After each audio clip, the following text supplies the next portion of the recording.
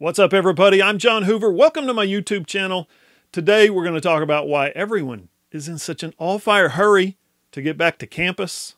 We're going to talk about why Oklahoma football coach Lincoln Riley is right about what he said. We're going to discuss the Sooners' two newest verbal commitments, the recruiting, how those guys project to helping Lincoln Riley and Alex Grinch win football games. And then, you know what?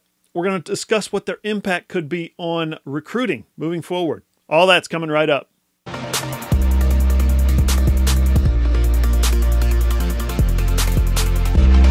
I know it's been a minute since I posted a new video, and I know YouTube doesn't really appreciate that, but I got to tell you, things have been crazy, and yeah, I've been working on some stuff, so it is what it is, but let's just say that I am super glad to be back, and I'm super glad that you guys are here as well, because, you know what? We got a lot of things going on. We got a lot that we need to discuss. First of all, if you like this video, I hope you do. If you like it, though, just go ahead and subscribe. Or if you don't, that's cool too. But either way, leave me a comment down below so we can discuss. For a small YouTuber like me, I'm telling you guys, it helps a lot, and I appreciate it. You all know what I do, my day job. I cover the Oklahoma Sooners for the new Sports Illustrated affiliate, SI Sooners, allsooners.com. And if you want more, and I mean like lots more, like lots more, 3-4 new stories every day, new videos every day, just head over to sisooners.com, allsooners.com. You can also follow me on Twitter at John E. Hoover and on Facebook at John E. Hoover Media. Okay, let's get to it. So as I shoot this, the NCAA has just lifted its moratorium on voluntary off-season on-campus workouts. The voluntary ones, right? Yeah, everybody knows. That's right. The NCAA Division I Council voted to lift its ban on having student-athletes on campus for off-season workouts. This was first reported Wednesday by Yahoo and my good friend Pete Thamel over there. Pete does an unbelievable job covering college sports. So if you like college sports, especially college football, and you don't already follow him, I highly recommend following Pete on Twitter. And if you want a good laugh, and I mean that sincerely, check out the Yahoo Sports Podcast. I'm serious. Those guys are hilarious. It's my favorite sports podcast out there. So for now, what does this mean? It means that football players, right now, football players, men's basketball players, and women's basketball players can get to campus and train in a supervised atmosphere. This is big because previously they haven't been able to do this since March. They've been at home, training at home. You've seen guys and girls training at home. Some of them have gotten hurt. Okay, so in a supervised environment with your strength coach, with your nutritionist there, with your other personnel there on campus, this is going to be good for these guys. Starts June 1st, ends June 30th. I'm telling you, this is big news. Big news, because why? Because it's going to do one of two things. It's either student athletes are going to get back on campus and they're going to start working out and everything's going to be fine and nothing's going to happen and holy crap, we might actually have football come August and September. That's why this is big news, obviously. Or, stick with me here, student athletes will get back on campus, they're going to start working out, and everything's not going to be fine. Somebody doesn't keep their distance. Somebody doesn't wipe down the machine. Somebody gets sick. The virus starts to spread all over again, and boom, the whole season gets shut down. Yeah. So I think one of those two things could happen with this situation. Now, let me just say, this thing, as I record this, it's all over the board. What I'm saying today, right now, this very second, might not be the case if you watch this video tonight or tomorrow or next week. That's how fast this thing is changing. So I'm not going to get too deep into who's saying what and what's coming up, but these things are legit changing several times a day. I mean, remember Mike Gundy, the Oklahoma State football coach, he wanted players back on campus on May 1st. Well, he was off by a month. So it's been reported now that the Big 12 Conference is going to settle on a return to campus date of June 15th, middle of June, I think. So basically 2 weeks later than the NCAA has allowed. So while the other players from other conferences, depending on what each conference does, while those guys get a month of supervised workouts, the Big 12 is only going to get 2 weeks. Now, things look different, I think, in the SEC than they do in the Pac-12 and the Big Ten and the ACC and the American Athletic Conference. It was just announced today, University of Tulsa student athletes, where I live, They're not going to return to campus no sooner than July 6th. July. So on the surface, at this moment, it seems like a twisted mess. It's like, I don't know, Christmas lights. You know, how the heck are we going to get all this stuff sorted out and untangled and unpacked and plugged in and get everyone on the same page and get everyone going in the same direction again so we can have some really pretty lights? It's my best analogy for football season is Christmas lights. I'm sorry. You know, that is what it is. So the point is this. If I can continue this really bad analogy for just one more second. We've been sheltering in place and we've been social distancing and we've been wearing masks. Yeah, but I'm telling you guys, all these announcements, they're all coming. They're all piecemealed. They're all layered and stacked and aggregated. And these dates that everyone's been dropping, the NCAA, the Big 12, the conferences, the professional leagues, the University of Oklahoma has talked about it a lot, and as well as other schools. It's like someone finally crawled up in the attic and got those stupid Christmas lights. Yeah, got them down. Now, we still need to untangle them. We still need to unpack them. We still need to lay them out and get them hung up. But we're at least taking that first step, which is figuring out some dates. And that's good. At least it sounds good. Seems good. Lincoln Riley told us last week that the notion of returning to campus on June 1st is, quote, one of the most ridiculous things I've ever heard. Okay. See. Here's the full quote from Lincoln. Stick with me here because this is really good. I definitely think we'll play. When we play, I just think everybody, whether it's our decision makers, our coaches, our players, fans, I mean, I think everybody's got to have a very open mind about this. You know, we're not the NFL. There are some huge, huge differences in us being able to put on a successful season versus a professional league. We're not the NBA. We don't just have, our 15 players. This is a totally different deal. So I do believe if we do it right and if we're patient enough on some key areas, like when we bring our players back on campus. I mean, all this talk of these schools wanting to bring players back on June 1st is one of the most ridiculous things I've ever heard. And so we got to be patient. We'll get one good shot at it to bring them back at the right time when we're as prepared and know as much about this as we possibly can. And but I do believe if we do it right and we don't get ahead of ourselves, that we will be able to play a season. Whether that's this fall, whether that's in the spring, whether it's a combination, whether it's just a full schedule, shortened schedule, I don't know. I know all those options are on the table, and we're going to have an open mind, and we're probably going to have to make some adjustments along the way. But I have a high confidence that we are going to play football this year. So who can disagree with that? Seriously, who thinks that's a bad idea? Let's show a little patience. Let's show a little caution. Let's show a little prudence. Let's not be in a hurry. Let's wait as long as we can. Let's hold on.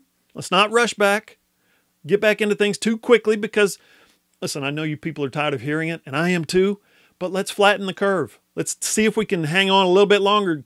Hurry these kids back to campus and somebody gets sick, especially if a lot of people get sick, then that's it. Schools aren't going to open themselves up to that kind of liability. They're going to stick their toe in the water, yes, which is kind of what we're seeing with all these dates that are being announced, which is good, I think. But they're not going to just jump in the deep end and then try to swim their way out. And if it happens, hey, boom, end of football season, college is shut down. Again, believe me when I say this, I don't know if anyone wants to have a 2020 college football season more than I do. Yours truly. If you know my situation, I think you know what I mean. So, yeah, I'm all about it. I'm all about having college football. I am ready for some football. But I'm going to echo Lincoln here. What's the harm in sitting back just a little bit longer? Keeping those athletes at home for another couple weeks, 3 weeks, 4 weeks, so that when they do come back, there's more safeguards in place. They're in a cleaner environment, a more sanitized environment. Maybe we're, that much closer at that point, like he said, to having vaccinations. Or maybe it's not a vaccination per se, but the smart guys and girls down in Atlanta, Johns Hopkins, wherever, maybe they figured out in a couple of weeks a way to mitigate the infection or the symptoms. Think about this. Those colleges and those universities who are already major cash strapped right now, They're spending boatloads of money to modify their classrooms, modify their dorms, modify their whole campuses, really. So the students will be safer when they come back. So why rush it? Why? Just to be clear now, the NCAA did not pass a rule saying you have to train in June. Okay, it's strictly voluntary. They basically said, okay, we're lifting the ban on training for the month of June. So what that ultimately means is that, yeah, if a state has laws in place that ban these kinds of gatherings, then schools will have to abide by those laws. If a conference like the Big 12 has said, we're staying off campus until this day, then those schools will have to abide by that. It's as simple as that. If the schools themselves, like my guys at Tulsa, come out and say, nah, we're good, we're coming back on this date, then that's what's up for those athletes. Christmas lights, man. I hope we get it all straightened out, and soon. Okay, let's talk recruiting. You all know by now that Oklahoma picked up 2 commits last week for the 2021 recruiting class. And these guys, I'm telling you, they're good. Wide receiver Mario Williams, 5-star prospect out of Plant City, Florida, and linebacker Clayton Smith, he's a 4-star prospect out of Texarkana, Texas. Now, these guys, I'll say it again, they're good. They're good players. They're exactly, and I mean exactly what Lincoln Riley and Alex Grinch are looking for in recruits. They've got speed, toughness, attitude, and I think they look like smart football players. Just watch their film. You'll see all those qualities. Both of these guys can flat out play. Williams, he's 5'10", 165 pounds. So when you see him, he looks a little bit like Ryan Broyles. Kind of reminds you of him, but this kid has got elite speed, like top-end speed, unbelievable quickness to go with it. So he's probably more explosive than Ryan Broyles was, but obviously he's still got a long way to go to get to that level. That's just a mild comp. All Ryan did was set the NCAA career record for catches, you know, not much. But when you see how fast he is, you see how shifty he is, how explosive, how elusive, and then all of a sudden you see him get in on the sideline and he lowers his shoulder and annihilates some cornerback that's actually bigger than him. That is where Sooner fans should get really excited. This kid loves to play football. He is an absolute game changer, I think, at that wide receiver position. You get one of those guys, you get 2, boom, wow. And then Smith's an absolute specimen, man, 6'4", 220. He runs like a big safety. He's got long arms, loves to grab quarterbacks and just sling them down. He's a violent football player.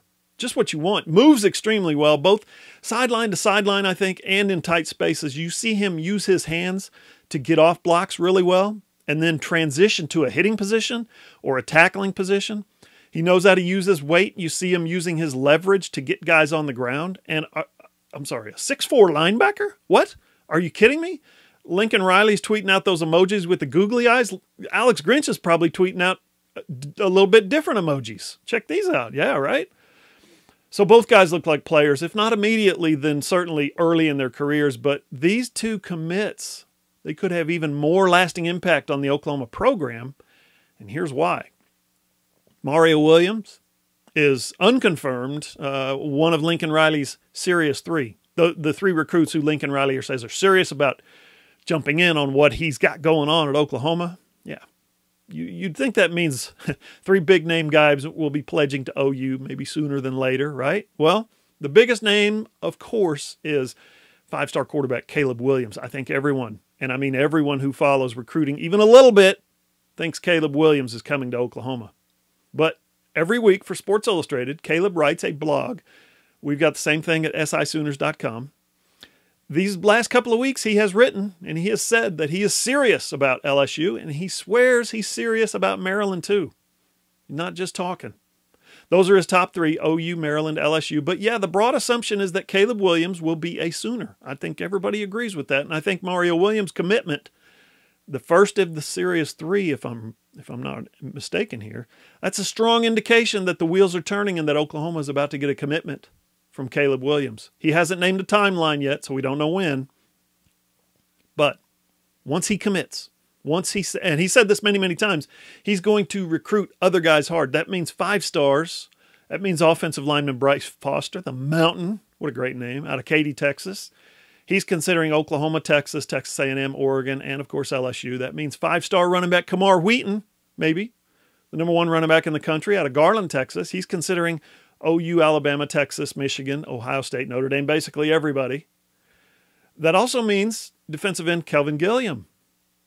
That could mean 5-star defensive tackle Mason Smith out of Louisiana, 5-star wide receiver Emeka Egbuka out of Washington, 4-star linebacker Jeremiah Williams out of Alabama, and 4-star cornerback Latrell McCutcheon out of Austin, Texas. Now, listen, don't get too excited.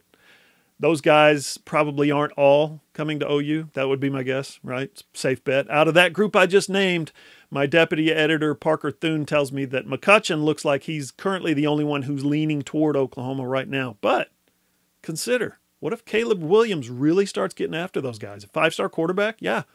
OU's team recruiting last week was 48th in the country. That's according to the 24/7 Sports composite rankings. Well, getting those two guys committed, the Sooners jumped from 48th to 24th. That's still not where it's supposed to be, obviously, for a program like Oklahoma, but not too bad considering they only have 7 guys committed. So getting Mario Williams last week, and certainly adding to him Clayton Smith later in the day, those were kind of maybe the first dominoes, so to speak, in getting where Lincoln Riley wants to get. And remember, Mario committed to OU after taking just a virtual visit, meaning he hasn't ever even been to the OU campus. Clayton Smith took an unofficial visit last summer, but he committed after his virtual visit also. That's another thing. Lincoln Riley and his staff are doing an unbelievable job with what's going into these virtual visits. The week before, when 3-star linebacker Danny Stutzman committed out of Winter Garden, Florida. Stutzman had never been to the OU campus. I think he said he and his dad just kind of drove through one day last winter, just to kind of scope it out. But he liked his virtual visit so much, he basically committed right there on the spot. So they're doing an unbelievable job with that. You'll find more about Danny Stutzman and his commitment at sisooners.com, as well as stories and videos about Mario Williams, Clayton Smith, and a lot more guys that Oklahoma is chasing in the 2021 class, as well as the 2022 class, and even the 2023 class. Yeah. For instance, every Sunday, Parker talks to Jacoby Johnson, the 2023 prospect from Mustang, Oklahoma, that OU just offered a few weeks back. He's going into his sophomore year now, but the kid, I'm telling you, is awfully talented. Read more about him every Sunday at sisooners.com. Another recruiting story I wrote about last week was whether the Sooners can finally land a big difference-making defensive lineman. Yeah, I asked Sports Illustrated's John Garcia about it. John's been covering recruiting now for a very long time. He knows, he's plugged in. He knows what's going on. John said it's going to be tough for OU to get a 5-star defensive tackle just because there's not really enough proof yet out there that the Sooners can sign one and develop one. I mean, there's not a lot of those guys out there to begin with. Everybody knows. And of course, everybody needs them. Everybody wants them. But after you sign them, you got to develop them. You got to put them into the NFL. That's what those kids want nowadays. And having a first-round linebacker like Kenneth Murray, yeah, it helps. And having a Neville Gallimore, sending him to the Dallas Cowboys in the 3rd round, absolutely helps. But to really get one of those big names, big guys like Mason Smith, Alex Grinch, he's going to have to build a body of work here that lasts beyond just the 1 year. We've got tons more stuff for OU fans at sisooners.com. Parker, for instance, started a new series that runs every Tuesday and Thursday called Recruiting ROI, or Return on Investment. It's another countdown, a 20 for 2020, if you will. And twice a week leading up to Big 12 Media Days in July, he's going to explore which recruits over the last 20 years gave Oklahoma the biggest bang for their buck. In other words, which guys came in with little or no fanfare, if you think about it, and ended up making a huge contribution. Yeah, so think about it. So far, he has touched on names like Joaquin Iglesias, Curtis Bolton, Moses Madu, and today it was Gabe Eichert. So for our other projects, we're continuing, every Wednesday we pull apart Oklahoma's 2020 schedule. We knocked out the non-con with Missouri State, Tennessee, and Army. And then this week, we've got into Big 12 play finally with Baylor. Dave Aranda, the new coach there at Baylor, he's got a significant rebuild ahead of him in Waco. And then every Friday, we dive deep into the OU depth chart. We, position by position, we started with the offensive line a couple weeks back, and then the last week we got into the defensive line, which there's some good players there. There's some promising players for sure.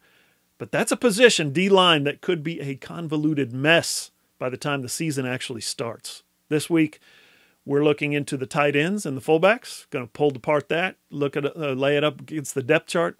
SISooners.com. Oh, and I have a super fun conversation last week with Keith Jackson. Yeah, the Keith Jackson. If you're an old school OU fan, you cannot miss that. That was a blast, and a blast from the past. I've also caught up with a couple of Sooner Olympic hopefuls. 2 weeks ago, I wrote about Vernon Turner, who's just a ridiculously talented high jumper. 7'4.5". This week, I caught up with Yul Moldauer, who's an absolute star in men's gymnastics. He might actually be Oklahoma's best shot at getting an Olympic medal. Thing is, neither one of those guys can actually train for their sport during this pandemic. But read all about it. They're adapting and they're doing what they can. We'll have more on Olympic athletes in the coming weeks at sisooners.com. And I really want to talk today about a fun story I did today, Thursday, on Jamar Cain, the Sooners' new defensive ends outside linebackers coach. This guy, Lincoln Riley hired him back in January from Arizona State, worked for Herm Edwards. And we interviewed him in February, but I talked to some recruits about Jamar Cain, and I mean, think about it. He's the guy that just beat Texas for Clayton Smith. And then yesterday morning, Cain's old boss at North Dakota State, Chris Kleiman, who's now the head coach at Kansas State, he called me up and he gave me some really good stuff on what a good coach Cain is, what a good recruiter Cain is, and what an absolute bad barbecue chef Jamar Cain is. Fun stuff. Find that story and a lot more at sisooners.com. Remember, all of our content at sisooners.com is free. We have a community that you can join. It's just like a message board. Get on there and sound off. Check it out.